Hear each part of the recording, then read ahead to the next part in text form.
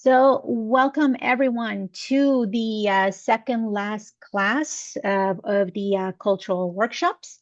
Before I begin, let me share my screen here.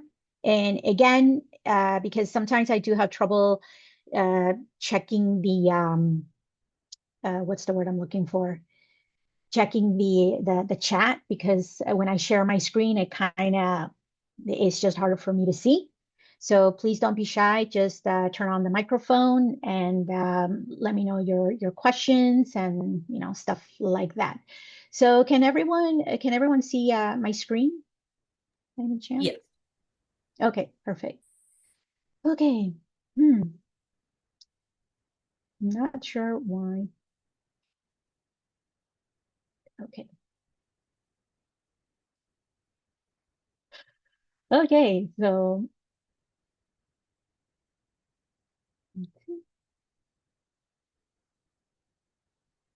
my apologies.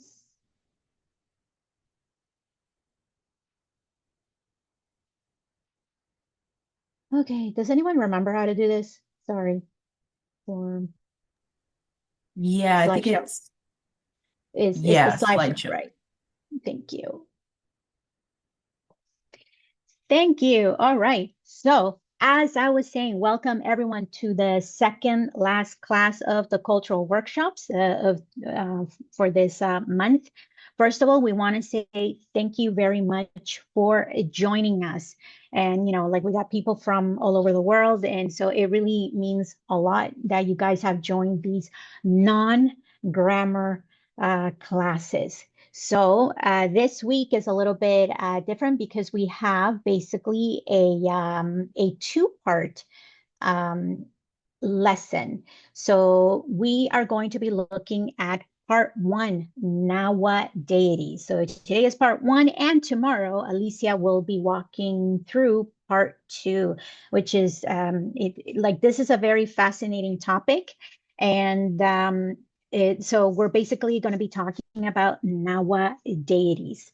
So we have looked at this topic before in other workshops. But as I mentioned before, every semester we're always updating our PowerPoint presentations. We're always adding more because at every cultural workshop that we have, anything related to it, we have different sets of students, and so they come with different knowledge. Some of them are linguists, some of them they have experience in archaeology, and again, because they come from different parts of the world, and they have additional information that we have been adding bits by bits to the PowerPoint presentations. So let's see here. So one of the things that we would like to mention about the word deity is the word deity is not the right translation from Nawa to English. It's not the right translation. So when the elders in the community, when they're talking about the deities, and here in this first slide, you see images of the deities that we're going to talk about. The way that they refer to them is seen or non-seen, right? And some of you guys, you guys have taken our grammar courses, right? The level 1, level 2, perhaps level 3. And so you know that there's not really a translation for that word. The closest, and again, this is open to future changes, right? If you do not agree with the translation. So the closest one would be Lord and Lady. So um, when the Spaniards arrived and they were trying to figure out what they meant by nancing and tahsin, they said, "Oh, you mean God? You mean God? You mean goddess? You mean deities?" But it's not what it is. They are just lords and ladies. They are basically more powerful beings than a human being, but they are not gods or goddesses. So the closest translation is deity. And again, because you know this is an English speaking group, we are always open to suggestions when it comes to translations, because I've mentioned this at other classes and I'll never get tired of saying it. And that is the way that we translate documents is not set in stone, right? We have students from all over the world. And so you are using different variants of the English language. So we are open to using different words that work best for you, that you think would work best when we are translating. Another word that we're going to be learning today, perhaps this may be new for some, and that is syncretism. Another way of saying this is blending, merging, mixing, but we're going to use a more technical term, and that is syncretism. Because again, it's the merging of two cultures to turn it into one. So let's read a little bit of the description. So here it says, during the invasion, the intention was to strip indigenous communities of their beliefs, culture, and language, and to impose a new religion. So this marked the beginning of a new order that brought with it new beliefs, a new culture, a new language, and a new religious system. To protect what little they still had, the elders of that time chose to disguise their higher beings. So an example would be Santeria. So this gave rise to what we now call Santeria. I'm not sure if some of you are familiar with that religion or practice, which is a local deity concealed behind a Christian saint. So Santeria is a combination of African cultures because as you already know, as you are aware, enslaved people were brought from Africa to the Americas. And El Salvador was definitely one of them that did have enslaved people. So they brought their own belief system, and this was also mixed with Christianity, and that's how Santeria came about. So this would be a perfect example. Throughout this class, you're going to see, just to give you the heads up, I am going to use the word indigenous and the word ancient interchangeably because the elders in the Nawa community, they don't say indigenous because that word does not exist in the Nawa language, right?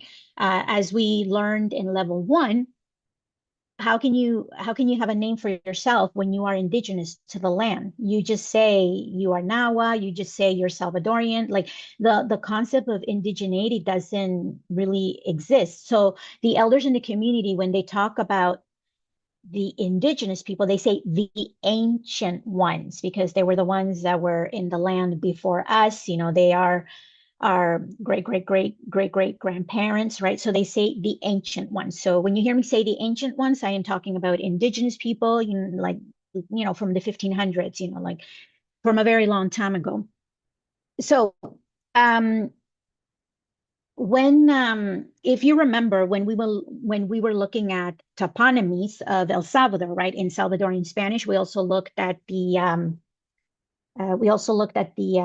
manuscript of Glasgow, and that manuscript you'll come to learn as you take more cultural workshops with us is very valuable, highly valuable, because we're always referencing back to it because it has so much information. So if you remember when we were learning the toponymies of Nawa toponymy in Salvadorian Spanish, we looked at that manuscript and we also saw how the Spaniards, how they were converting indigenous people to Christianity through methods of torture. It wasn't something amicable, right? Like it was forced upon them. So now what's interesting is it is a method that worked. Okay, like we have to keep it real. It's a method, whether like we know that it's something it was something bad, but it's a method that worked. So basically what ended up happening is churches were built on top of sacred grounds, not just any ground. So these were sacred grounds. Let me rephrase that.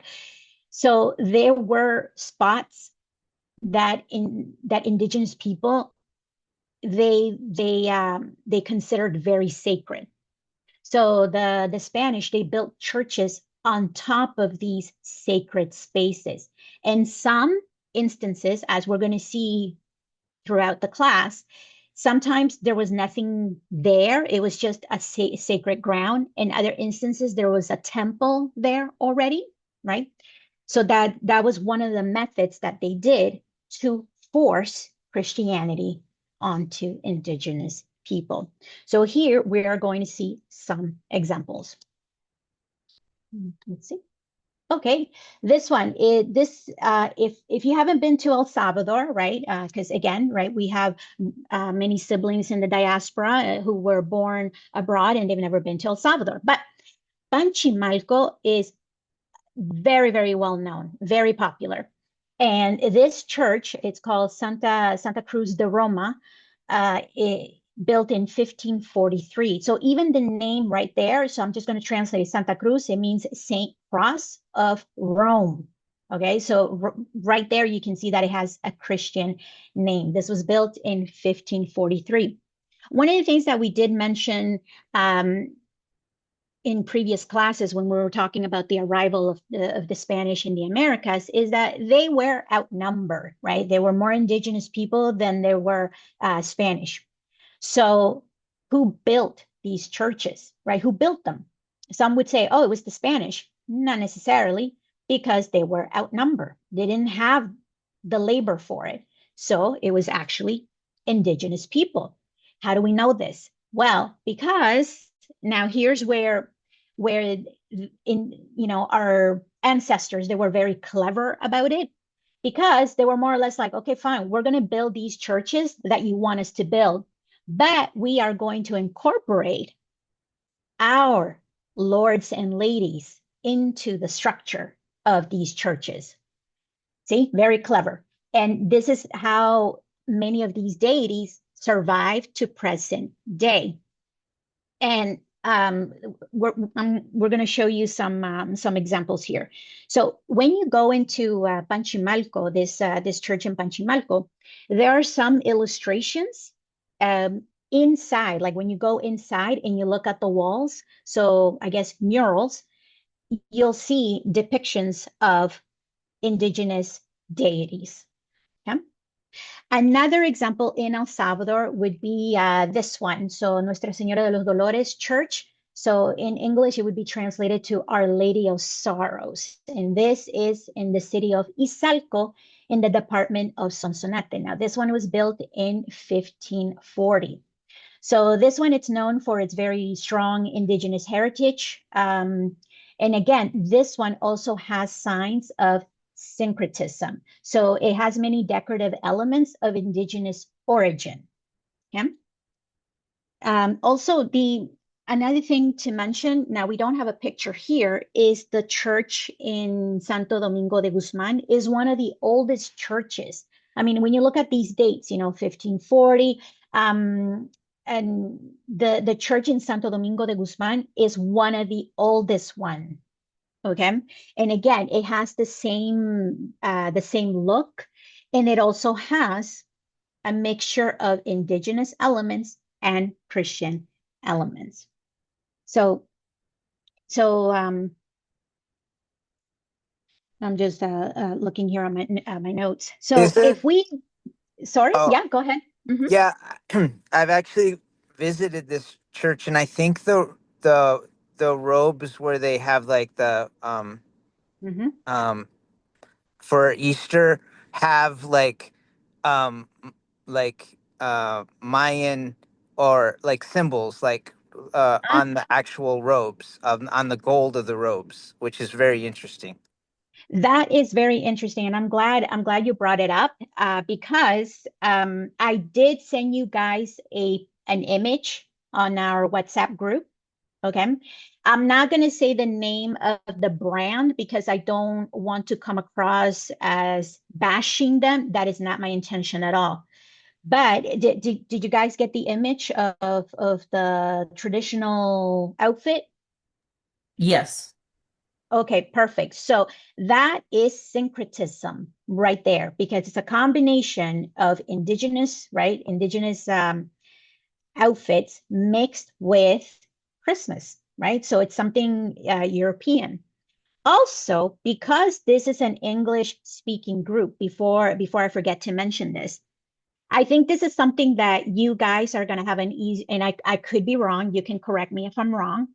I think you guys are going to have an easier time understanding this because we do see syncretism in North America. We do see it in the English speaking world.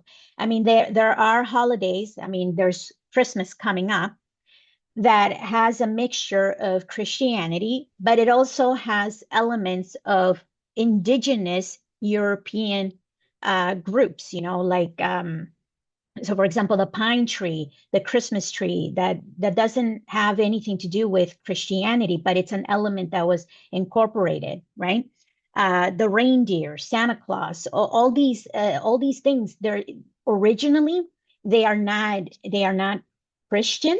In some, if I could be wrong on this one, but my understanding is that Santa Claus is the modern representation of the god Thor, right, from Scandinavian mythology. Have you guys heard of this before from your own background, anything like that? No, I heard Santa Claus was like it's like a modern version of Saint Nicholas, who was a saint from what is now Turkey, Mm-hmm.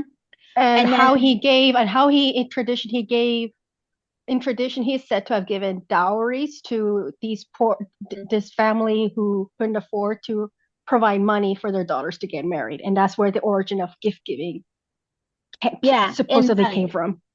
yeah, and that's another version because he did that. He was doing that because he was copying the Norse gods, right? Because again, it was a way of trying to persuade people to come to Christianity, right? Like for example, the chariot, the Santa Claus, that's again related to Thor. And again, like there are so many examples of this that you see from Europe that has been brought to, you know, North America, right? So that same idea of syncretism is the same thing that we are looking at today. And it's important, and I just wanted to give those examples because it will all make sense. It would all make sense.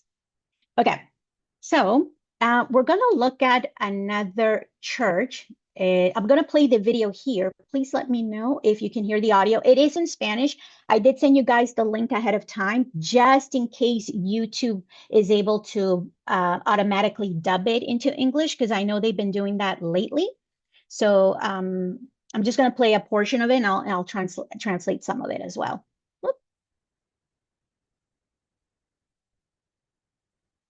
For some reason, it's not letting me. There we go.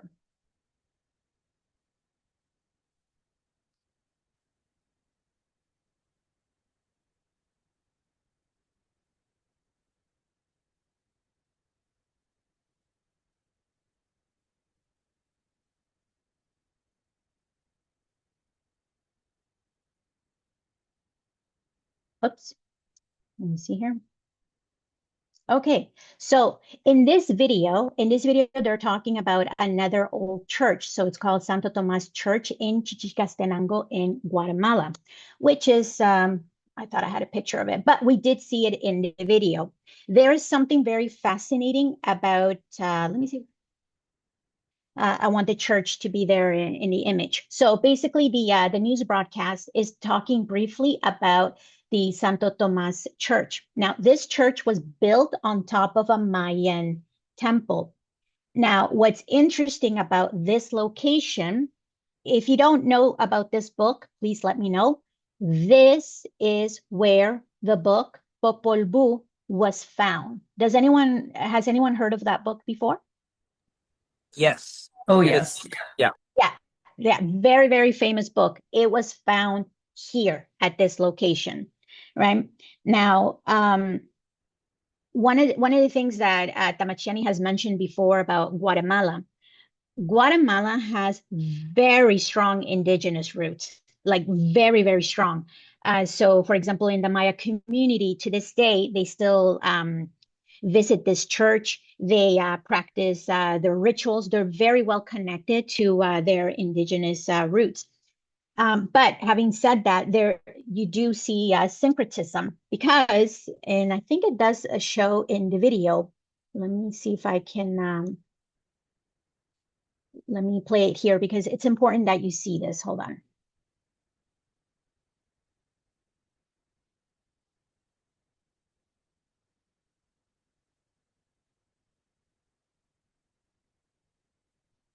Okay, so right here, okay, in these steps, the way that Tamachtiani has explained it, like if you go and visit this place, those who are Catholic, they'll go inside the church. And those who are not Catholic, but they are Mayan, they'll stay outside and worship, right? So they're burnt, you know, they have something like incense, they're praying. And so they basically have found a compromise on how both communities can practice their beliefs at the same place. But why are they at the same place? Again, because this church was built on top of a Mayan temple. And again, the same history repeats itself. Why did they do that? They were able to combine their Mayan into Christianity in order for it to survive, right? So they found a compromise. And so they found a way to worship peacefully and respectfully. And I believe there's some questions in the chat. If I'm not mistaken, you can turn on your mic and you can ask me a question. Don't be shy. One of the things I wanted to It wasn't Yep. it wasn't a question specifically. I was just hoping that when Zach got here, he could help talk about the. I know you were talking about how Norse mythology is connected to Thor, and that's connected to Christmas, and Zach knows a lot about that, and I was hoping that he could supply some information when he's ready to. And I also dropped a picture of what you were talking about, how people were outside the steps rather than inside the building. So that's just what I contributed in the chat. Awesome, thank you. And yeah, I mean, I'm not an expert on Norse mythology, like it's very extensive. And basically the version I gave you guys is just like the 5-minute version, but it is an extensive topic. And another one that is also fascinating. So one of the just a little side note about Popol Vuh, the book, because it is in Mayan, and just giving you the heads up because this book has been translated into many different languages. But one thing to keep in mind, at least in the Spanish version, one of the things that have been shared in other cultural workshops from other students is be mindful of the translation, because some of them that have been translated to Spanish, depending on the version, it's more Christian based, right? So it has more Christian flavor than the original text. Having said that, because it is in its original language, the Guatemalan people who speak Maya today, they can actually read the original text. Okay, so if you ever want to look into Popol Vuh or you're looking for a translation, just keep those things in mind, and maybe through word of mouth, maybe through a little more research, you can find a more just translation of Popol Vuh. Okay, so we're going to look at other examples here. Here's another one. So this one is in Mexico, San Ildefonso Cathedral. So this was built between 1561 and 1598 and is on top of a site of a former Maya temple. Now, adding insult to injury, many of the temple stones were reused as construction materials. Okay. Now there's another cathedral in the Dominican Republic, and it's the second oldest cathedral in the Americas. One of the things to note about San Ildefonso Cathedral, to the left on the bell tower, you can see the figure of one of the deities, Kukulkan. Okay, so that's a Maya deity. So it's incorporated in the church. Yeah. And here are other examples of other churches in the Americas. So we have, again, Santo Domingo Church in Oaxaca, Mexico. We have another one in Church of San Pedro Apostol in Cholula. We're going to come back to number 2 because there's an interesting fact about this one. Number 3, Templo Mayor in Mexico City, Santa Clara Church in Cusco in Peru. And another one in Peru, Church and Convent of Santo Domingo. So we see that Santo Domingo is a very popular name, right? Now, going back to church number 2, this one is very interesting because it is constructed directly on top of the Great Pyramid of Cholula. So for any pyramid aficionados out there, you would know that this one is the largest pyramid in the world, right? By volume. Now, because there's a church on top of it, this church is now considered heritage protected, right? That's a good thing, but it's also a bad thing. It's a bad thing because when a building is heritage protected, you can't do anything to it. It's really hard to do any renovations. You can't do any digging. It's almost virtually untouchable. So this is bad news in this instance because there's a pyramid underneath this temple, right? So can you imagine the kind of information, treasures, knowledge that are buried beneath it, and we are not able to access it because the church is heritage protected. Yeah. So yeah, just a thought. Again, if you have any questions, please let me know. So we're going to look at again religious syncretism here. And this is, I'm going to be as sensitive as possible in this one, okay? Again, our intention is not to offend anyone, but this is a sensitive topic nonetheless, especially for people like you and I, right? Because we are a diaspora, and the reason we are taking these courses is because we want to get in touch with our indigenous root, our Salvadoran roots. I mean, you know, some of us have so many, like such a diverse background, right? So we're trying to connect with this part of our heritage. And our intentions, as noble as they are, you know, sometimes we can fall victim into the wrong group, okay? So let's look at what the slide says, right? So today, purely indigenous practices are no longer performed. Now, this is in El Salvador, as they have become syncretized. These ancient traditions largely disappeared after hundreds of years of cultural imposition and replacement. And although from time to time you may see or hear certain indigenous, now I use the Canadian term here, pretendian.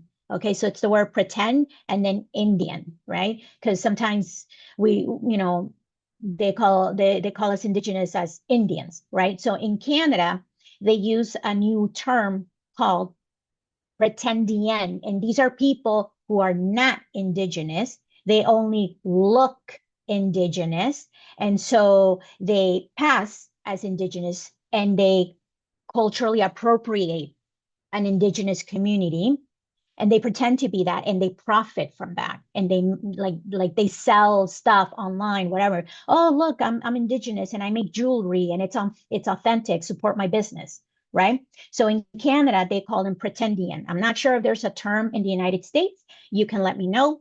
In El Salvador, It's the same in the US, I've heard. Okay, perfect. So in El Salvador, they say indigenista. Indigenista. That's why we wrote indigenous. Not sure if that's a real word, but it's pretendian. Okay. So groups blending Nawa, Maya, or Lenca elements with New Age ideas. Okay, so these are simply hybrid versions of something once authentic, mixed with fantastical, caricatured interpretations of what indigenous people truly were. These groups often attract and entertain tourists while also confusing people who are sincerely trying to reconnect with the real roots. However, when we look more closely at our true historical reality, fortunately, we can still find many authentic syncretic practices. Through them, we can observe, remember, and recognize several of our ancient lords and ladies. So just to reiterate, okay? Because this is a question that we get time and time and time and again when we talk about this topic. In El Salvador, are there 100% indigenous practice? No. The answer is no. The majority of them are mixed with Christianity, or mostly Christianity, or something else, right? Because we did have enslaved people from Africa, right? So they also brought their own belief system, right? So the majority is Christianity. So it's very difficult to set them apart. It's almost like mixing salt and sand, right? You mix them in one bottle. How are you going to divide them? Like, I don't know. I don't know if you can, right? So it's all mixed in together. But you can, but when you study this topic, you can say, oh, okay, this is salt, because salt looks like this, and this is the sand because sand looks like this. So that's the only way that you can kind of tell what is Christianity and what is Nawa or any other indigenous groups. And the reason why we're talking about this, okay, is because there are some cities in El Salvador. So, for example, Izalco. We've talked about Izalco before. Izalco would be a place where they do a lot of rituals, but again, they're mixing, Christianity. Then you also, even in Santo Domingo de Guzman, we're going to talk about the ritual recalling your tunal. We are going to talk about that, but even that one is mixed with Christianity. Let's see. Okay, so this one here, recalling your tunal, is we've talked about. This is one of the rituals that we talk a lot about in Neichan Sephora. It is the ritual that we ask Nancy Sixta about. Like this is an endless topic. Okay, so in a nutshell, recalling your tunal is in the Nawa culture, there's the belief that we have two things that keep us alive. So we have the tunal, and then we have the ihiu, right? The tunal, you can lose, the tunal would be loosely translated as your life force or the sun, okay? And the ihiu would be your spirit. Like without your ihiu, you're dead, okay? You're dead. But without your tunal, you are depressed, you are sad. It's an emotional illness that you have. So how do you cure yourself from it? You recall it, right? Because the reason you lost it is because something in your life scared you, right? So we're talking about trauma. This happens a lot with children, right? When they see something that scares them, or someone is playing a prank on them and it ends up scaring them and not making them laugh, they can lose their tunal. So it's up to the parent to recall their tunal so that they can regain their life force. Okay, so one of the things about this recalling your tunal, this one we did have on the Tibo Mashtigan Nawa YouTube channel. There is a 3-hour workshop on this, on the recalling your tunal, and it was led by Nancy Sixta and Nancy Ursula. Nancy Ursula, she passed away, sadly. She passed away, but she was one of the experts on this. And people drove from out of town to see Nancy Ursula because they say that she had the ability to treat the evil eye or any other spiritual ailments that a person might have been suffering from. And so she was an expert as well in the recalling your tunal. So in that workshop, you also see smudging. And the thing is that even though that workshop is 3 hours, it is incomplete. And I'm going to tell you why. Because that ritual was performed in the downtown area of Santo Domingo de Guzman near the church, okay? And so the church had a problem with it because they're like, oh, this is witchcraft and this is idolatry, et cetera, et cetera. I mean, there was a myriad of excuses. And so Nancy Sixta, because she is a Christian woman, I mean, that is her belief system, right? We have to be respectful. She was telling the priest that it's not witchcraft and that the incense they were using or smudging was more medicinal. They were not invoking the devil or anything like that. And so in a she was able to kind of like calm him down a little bit, okay? But he still insisted that no, you can't do this here, etc. So basically, they had to go somewhere else, okay, to talk more about the recalling your tuna because there's a river in Santo Domingo de Guzman. Because of that negative experience, okay, to this day, some of the elders in the community are reluctant to talk about recalling your tunal. Okay.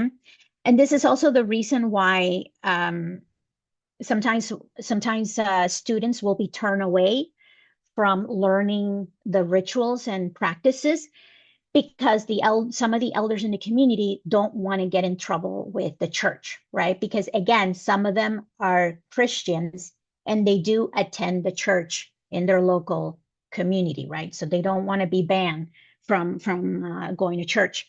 But there is a 3-hour workshop on the recalling your tuna on the YouTube channel.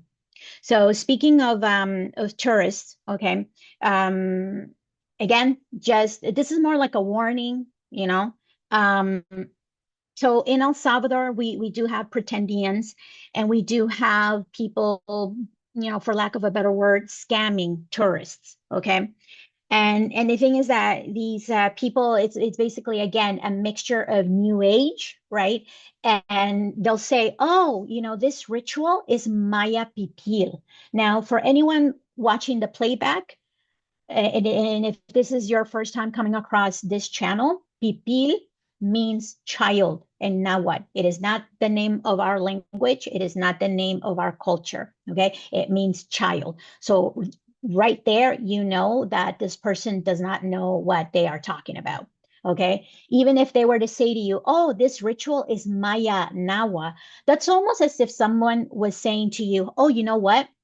This ritual is so authentic, okay? It is Japanese Egyptian.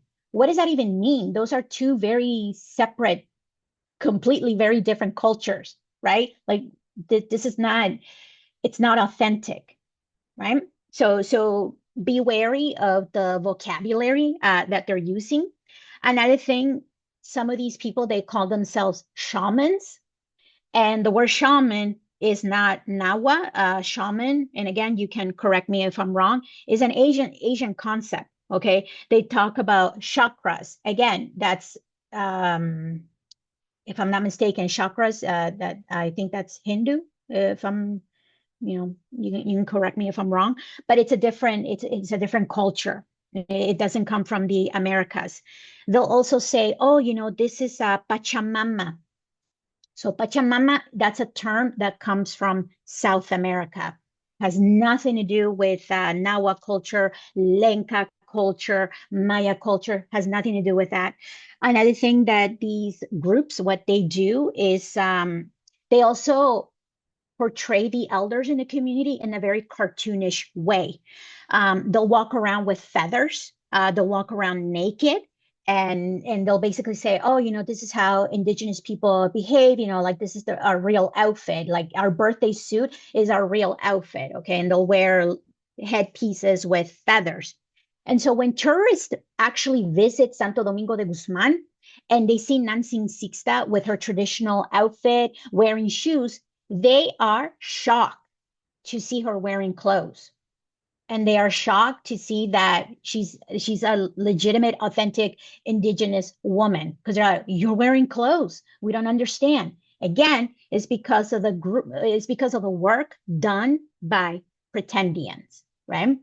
And so again, you know, there are many of us that want to learn more about our culture, want to reconnect with our roots, but we also have to keep in mind that there are people out there whose intentions, again, I don't know if it's because of lack of education or they're opportunists. I'm not going to say, right?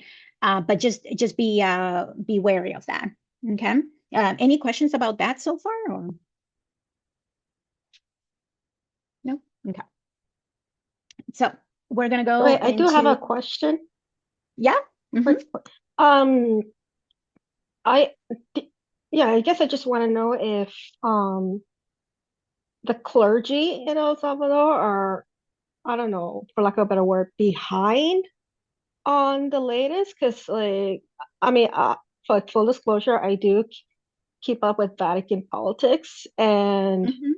I find that, like the late Pope Francis and right now Leo, his successor, Pope Leo, they're both very much, we're very much committed to reconciliation with Indigenous people. But Mhm. like not everything, but not all of it has like trickled down to like the Mhm. clergy in like North America, and by extension, the rest of Latin America. So yeah, I guess I just Mhm. want to know, like, could Yeah, that be the well, case?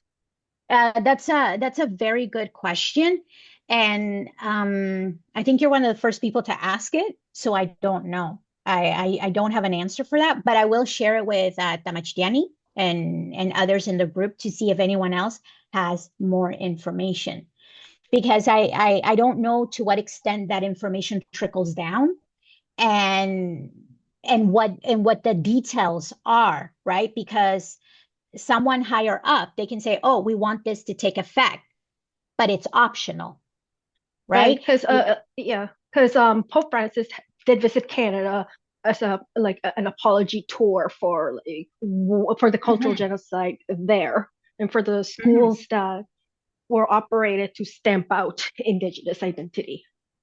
Mhm. Mhm. Yeah, And I and do it's still, remember that. and those efforts like are ongoing, it's still happening. Mhm. Like I go to a church myself that is doing its part in Mhm. paying reparations, but it seems to me like that's not happening with El Salvador, even though Francis was the first to actually finally declare Romero, for example, as a martyr.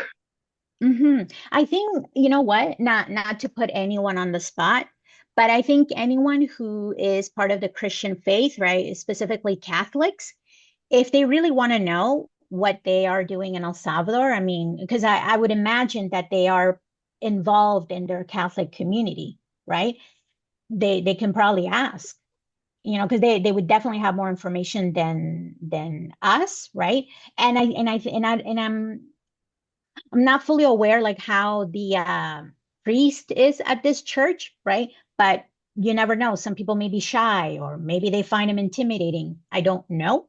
But what we have heard in the past is that they don't want this practice, Mhm, the recalling your tuna, to take place. mhm. Mhm.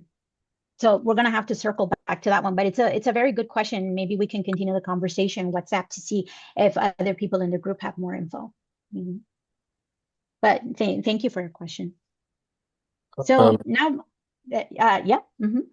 oh, I don't have a question. I was just going to say I do find it a little bit frustrating for people with indigenous ancestry.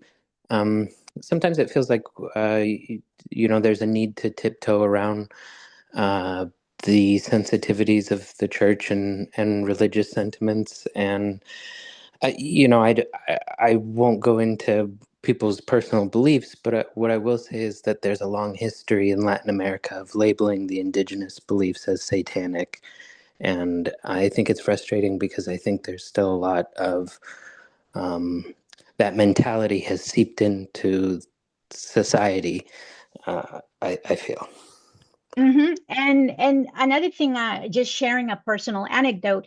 Um, so this class was given in Spanish on Monday, and so I was attending that class, right? Like that's where I get my notes from, and that's where I start translating the documents. But I did ask a question, and it was in good faith, right? And I think we do have to ask the difficult questions. Okay, that's my opinion. Not everyone has to agree with it. But one of the experiences I did have in university was there was a professor who said, again, I'm not agreeing with what he's saying, but there's a reason why I asked the question to the Monday class. He said, and I quote, The reason why it was easier for the Spanish to convert indigenous people to Christianity is because indigenous people's religion was violent. It was blood related. There was a lot of human sacrifice, right? So all of a sudden, these Europeans, the Spanish, they come with a God who says, oh, all you have to do is eat the, what is it, the little piece of bread and the wine, and you're saved. And, so when you're showing that to a culture that has experienced so much violence, of course, they're going to convert to Christianity. Easy peasy, right? And the thing is that I asked the group, is there some truth to what he said, even if it's just a little bit? Because and the reason I'm asking, okay, is because whenever they talk about indigenous people, they only say indigenous. And we know that there were many communities. There were Maya, there were Lenca, there were Nawa. Even within the Nawa community, there's other mini communities underneath that one. Okay, and that's just Central America, never mind to what is now Canada, United States, Mexico. I mean, there's hundreds and hundreds of communities. So is there a possibility that maybe one out of the hundreds and hundreds was violent, and that's the one that gave us the bad name to everyone? And I think it's important to ask these questions, because as we have these discussions with other academics, and they say to us, oh no, but you guys were violent, we have a rebuttal, we have something to say back, right? And so the answer I got on Monday's class is, no, that's a lie. It's a lie. And the manuscript of Glasgow supports that, right? Because as we saw it at the beginning of the other cultural workshop classes that we had, they were torturing indigenous people, right? So they had no other choice but to convert. And it also reminds me of the Salem witch trials, right? How they were burning women at the stake, right? That judging that, like I see similarities. I'm not saying it's exactly the same, but I see that similarity of like, well, you must be Christian, right? I hope that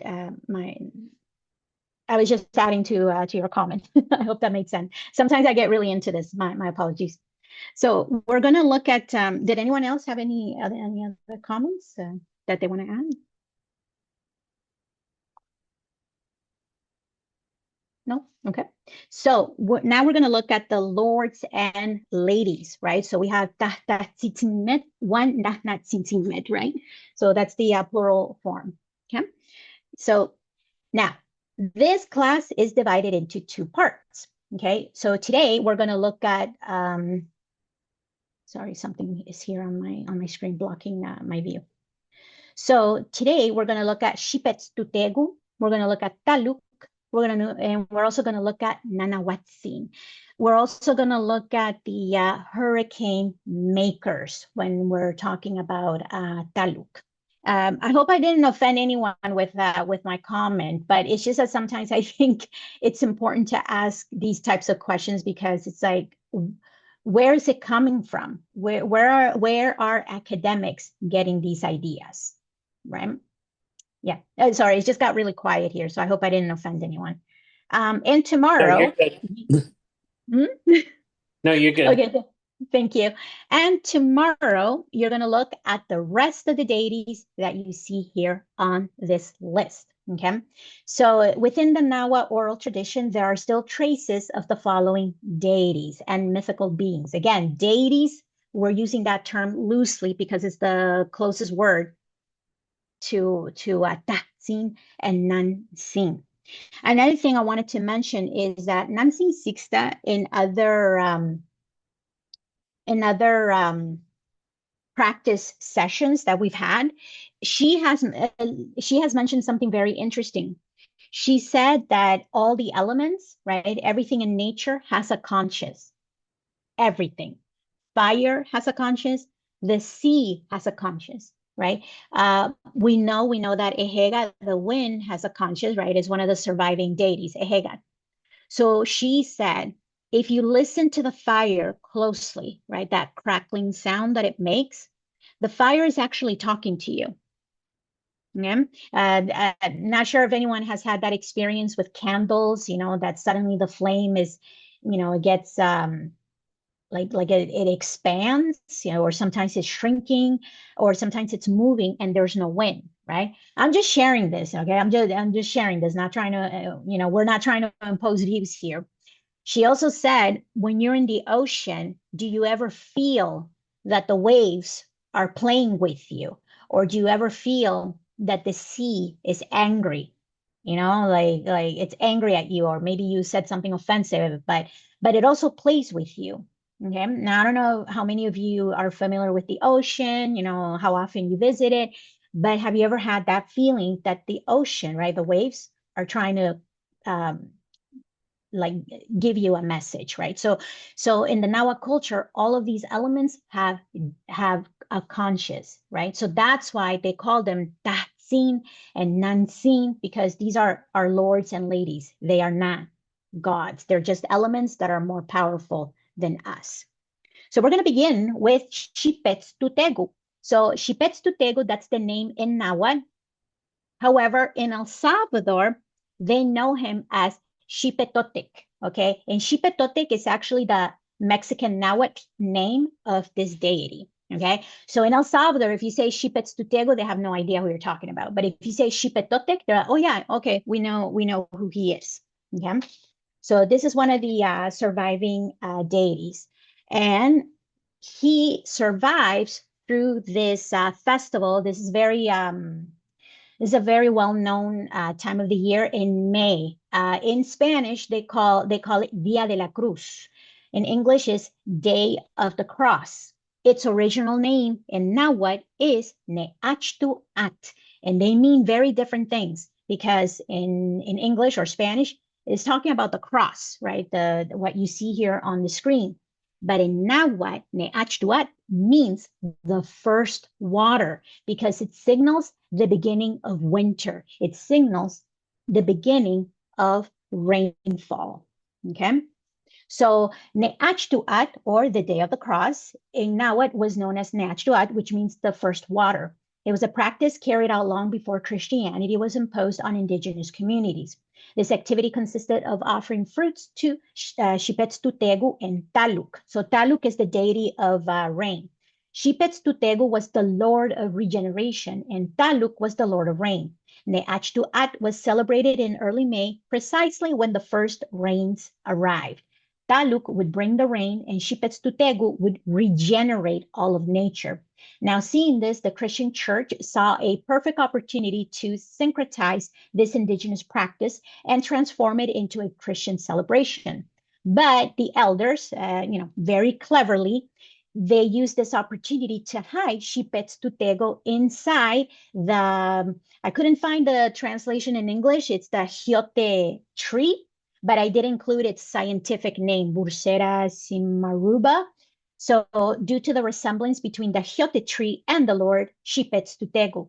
In ancient times, this festival was performed to ask that everything being planted would grow and be harvested successfully. For this reason, when the practice became syncretized, the Hiote cross was placed along with the offerings, and water was poured over the cross so that the first rains would arrive and ensure a good harvest. So Xipetztutegu, the literal translation of the name, it means our peeled God. Because when you look at pictures of him, he's peeling. He's peeling. And when you look at the Hiote tree, that tree peels because it's like a snake. It regenerates, right? It's getting rid of its old skin, and beneath it there is a new skin. So that's why he's associated with that tree. Okay. And let's see, next slide. So we're going to listen to an audio as well, and I will translate it. So here's close-up pictures of the tree, right? And here's some figurines, surviving figurines of Xipetztutegu. So again, you see how his body is peeling. It's exactly like the Hiote tree. So let's hear what Nancy Sixta has to say.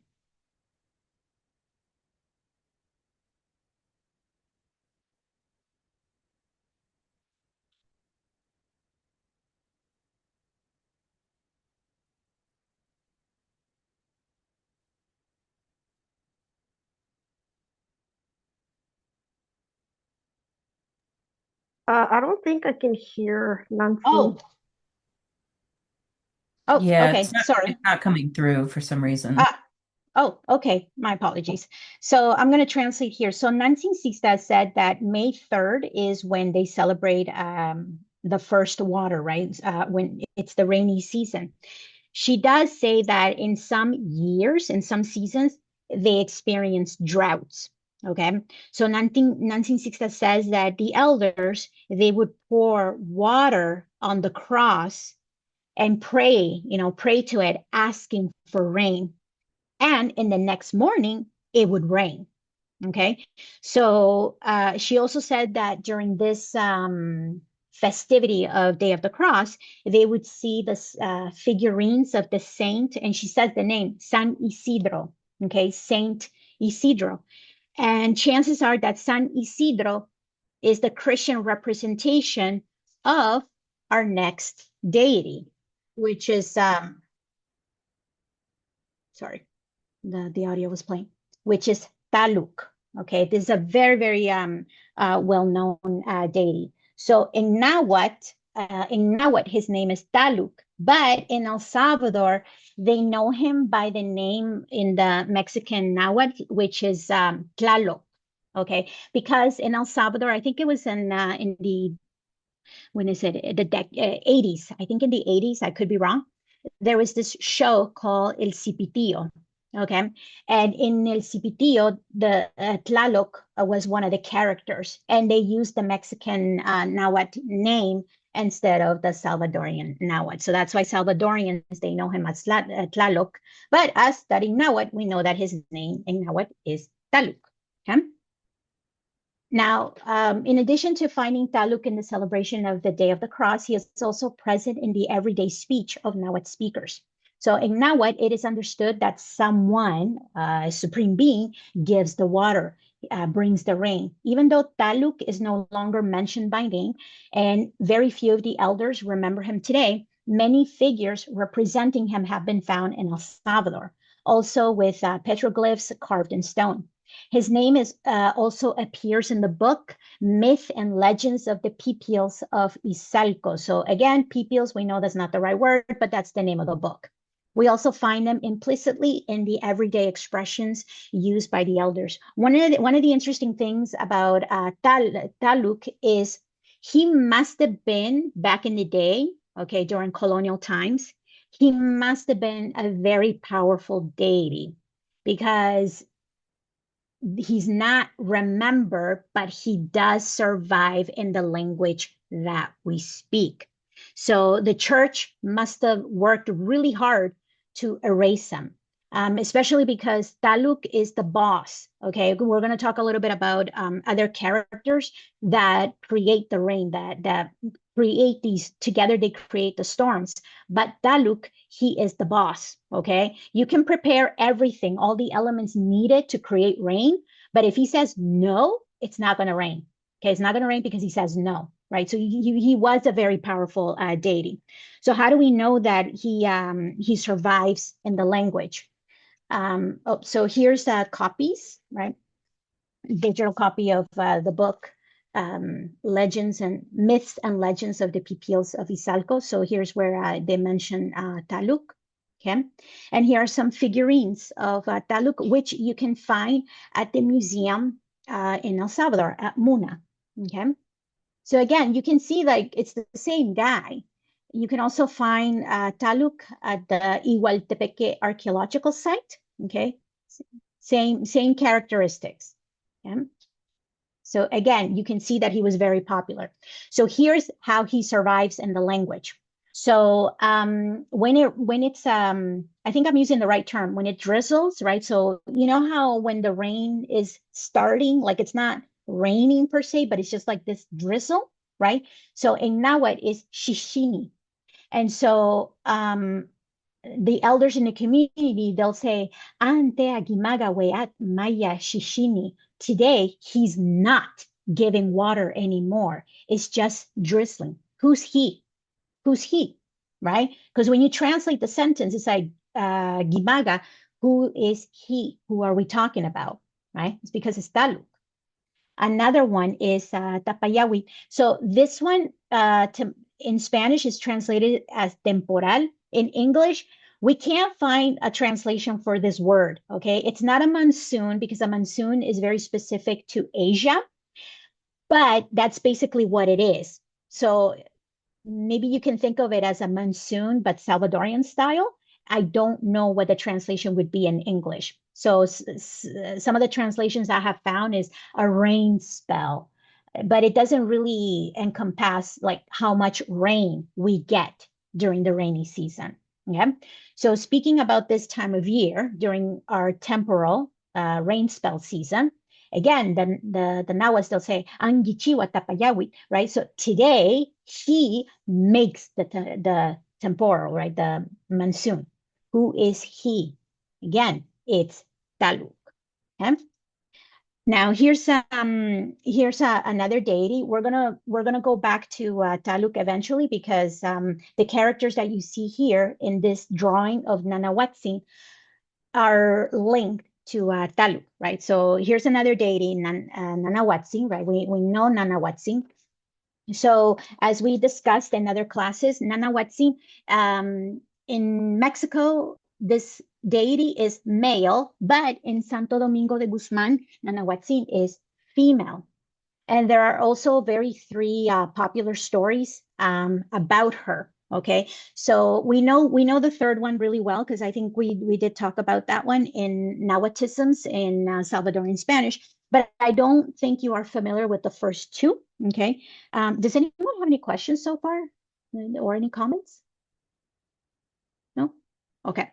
So the very first one, this picture that you see here with her husband. So the first story that the elders in our community say is that Nanawatsin, she was married. Okay, she did have a husband, and the husband, you know, like he was a regular guy. He would go to work. At night, he would come home, you know, go to bed, and they would sleep together, obviously in the same bed. But Nanawatsin, she would get up from the bed and leave her torso on the bed. So she dismembered herself and she would leave the house. It's only her limbs, right? So picture a woman, only the head, the arms, and the legs walking. There's no torso. So the torso was left on the bed. So that's why the husband didn't know that every night she would sneak out to party with the other, like witches. In now what they say luhlun, so like a loose translation of it would be like magical people, witches. Okay, and they would go and party every night. So she did this every night. In some versions of the story, they say that it was the neighbors who snitched on Nanawatsin and told the husband what she was doing. In other versions of the story, it is the other witches backstab Nanawatsin and they tell the husband, hey, you know what, your wife's timing you, you know, she leaves you every night and she goes out.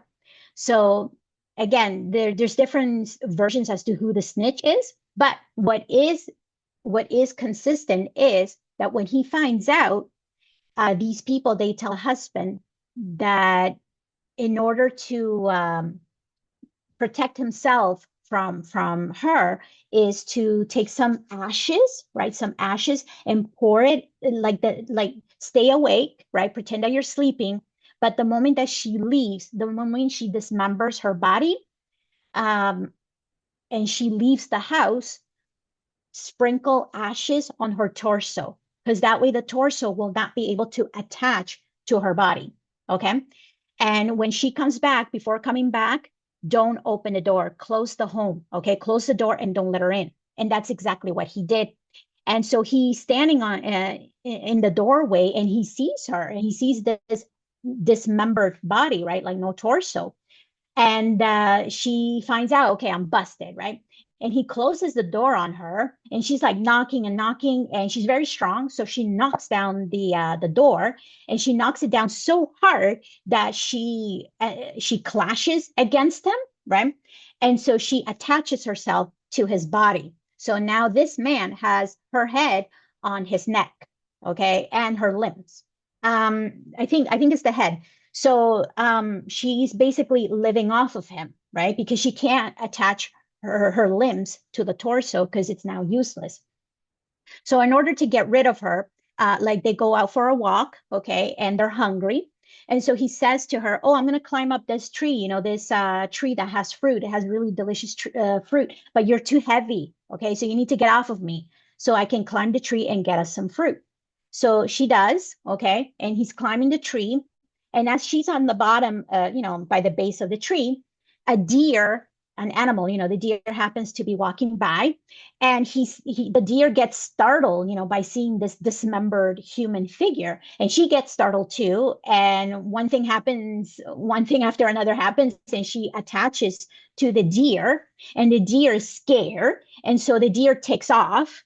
And it runs so fast and it's so scared it doesn't necessarily see where it's going, and it crashes against a wall. Okay. And in this wall, there's this moro tree. I'm not sure of the translation in English, but the fruit of this tree, they look like human heads.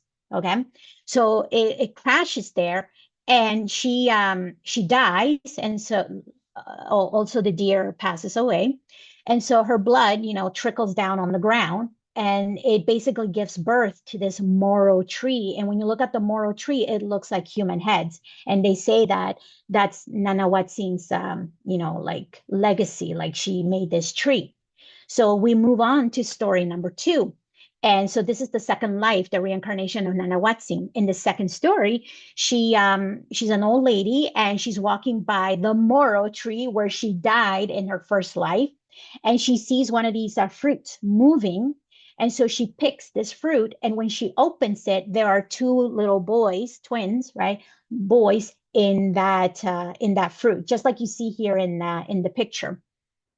So she raises these 2 little boys, and these are going to be known as the hurricane makers. These are the ones that are going to work in conjunction with Taluk, okay? But Nanawatsin was not kind to them, okay? And she basically starved them. She would trick them, she would say to them, "No, but I gave you food." Like the children would go to sleep, and while they were sleeping, she would put lard, like pig's lard, on their lips. And when they would wake up, they would say, "Oh, we're hungry." And she would say, "But I fed you. Don't you taste the food in your lips?" And they would say, "Oh, I guess you did feed us. We just don't remember." But then the boys, they caught on that she was lying. And so one of the things that I forgot to mention is that these boys, they were fishermen because they have this ability to manipulate water. So catching fish was very easy. And they would bring this fish to the house, but she wouldn't feed them, like she wouldn't cook for them, nothing like that. She ate the food herself. So when she was busted, the 2 boys, they said to her, "We're going to eat your heart, okay, as punishment." And then she said, "No, no, let me live, let me live." And so the boys, they say to her, "Okay, we'll let you live if you pass these 3 tests. Number 1, we want you to gather water using a net, like a fish net." Obviously, she couldn't gather water with that because the fish net has holes. But they could, the hurricane makers can, because they can manipulate water. So they say, "Okay, fail the first test. Second test, we want you to pee the way that we pee." Again, because they can manipulate water, any body of liquid, they were able to manipulate their urine and pee wherever, and she couldn't do that. So she failed that test. And then the third test, oh my God, I just forgot it right now. Oh my goodness. But I'll share that in the WhatsApp group. But basically, she fails all 3 tests, and the hurricane makers, they cook her heart. And then the third one, and I'm just going to give you a very short version of this one, is Nanawatsin is the one that gave us the corn, right? So when you remember when we were studying about Nahuatlisms in Salvadorian Spanish, right? About the ants, right? The May leaf cutter ants, right? How they got their wings and the tiny waist is because of Nanawatsin, right? Do you guys remember that story? You do, right? Yes. On how we got perfect. So I'm going to skip that one. And so now we're going to go into the hurricane makers and the very famous Neguyanguat, right? So in one of the ways that you can say hurricane makers in Nahuatl is ajarbolario. There's another name for them, but this is one of them, ajarbolario. So together, okay, so we know that the guyanguat, right, is basically a snake with the head of a pig. I'm going to play the audio. Please let me know if this one works. It was working earlier when I was testing it, but let's see if it works this time.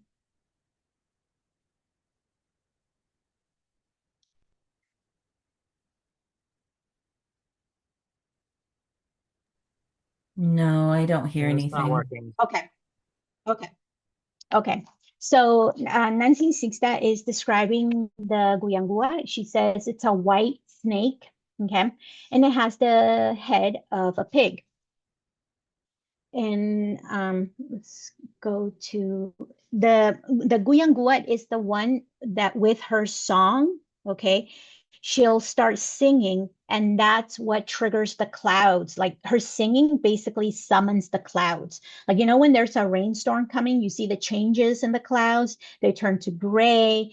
That's the guyangua, and she triggers that with her voice, with her singing. Okay. These are the other characters, the hurricane makers, and they're both, they can be male and female. So we know that from the Nanahuatzin story, the two little boys, those are the original hurricane makers. But the elders in the community, they say that they can be male and female. Okay, it does have some audios, but I'm going to skip them because they don't seem to be working, but I will tell you what they say. So Nansing Sista says that her grandparents used to tell her that the hurricane makers, they are spirits, okay? Some of them are male and they have wings. When it rains really hard and you hear that thundering noise, right? That's them. Basically, that's how they let their presence known. These guys are very destructive in the cornfields, very, very destructive. And the female hurricane makers, they are more destructive than the males, and they are bigger than the males because they have very long hair. So they use their long hair as a lash, like they'd lash their long hair as a whip and destroy the cornfields. Okay, so the when you see a rain, like when it's raining and you hear the thundering, that crackling, all of that, and it's windy and it's just crazy, that's the hurricane makers wreaking havoc, basically. Okay, and I think in the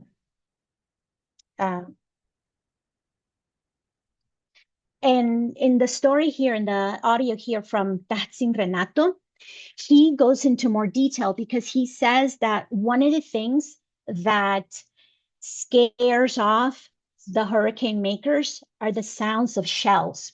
So in the audio, he tells the story of how when the storm was fast approaching, the people in the community, they would get ready. Okay, they would have their shells ready because it's a sound that they do not like.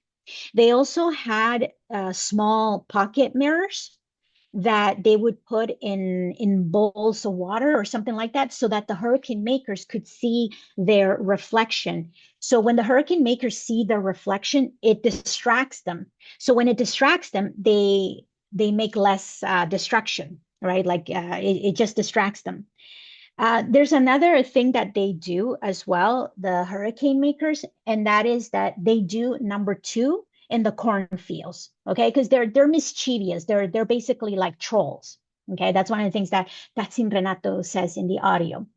Now, in this picture here, you see the 3 main characters that create the rain. So the Guyanguat, she sings, and that summons the clouds. The hurricane makers, they'll go down to earth, either the lake or the river, and they'll collect the water, again, because they can manipulate water. They carry it back to the sky, back to the clouds, and then they await for Taluk to say yes or no. Okay, he's the boss. That's Taluk. Yeah. And I think that's it, because because tomorrow, okay, that's all we have for today's class, because tomorrow you're going to be joining us for part 2. Are there any questions so far, or?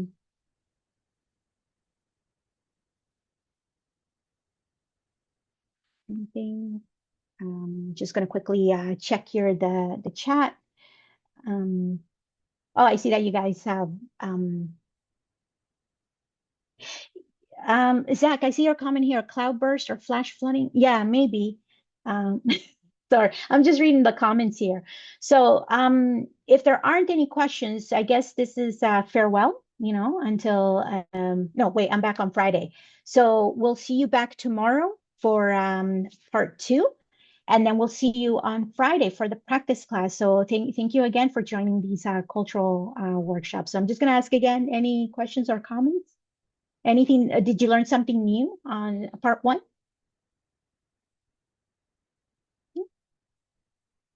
Tesu. Okay. So sorry, is my audio working? Yeah, you're working. Sorry. Okay. Yeah, I just kind of have learned, some of those things throughout some of these little cultural workshops. So, as far as like the Guyamet and Taluk and all of that. So, unfortunately, that wasn't new information, but the more in-depth story about Nanawatsin, for those first 2 stories was new information for me. So that Tomorrow, tomorrow is way more extensive. And I am like 99% sure you're going to learn new stuff, because we're going into the reason why it was extended into a part 2 is because new information has been added. So looking forward to tomorrow's class. So if there aren't any more questions, thank you very much for joining us again. And now we'll see you next time. Yektayua or Yektutak, wherever you are. Nawa. Nawa, Shawa.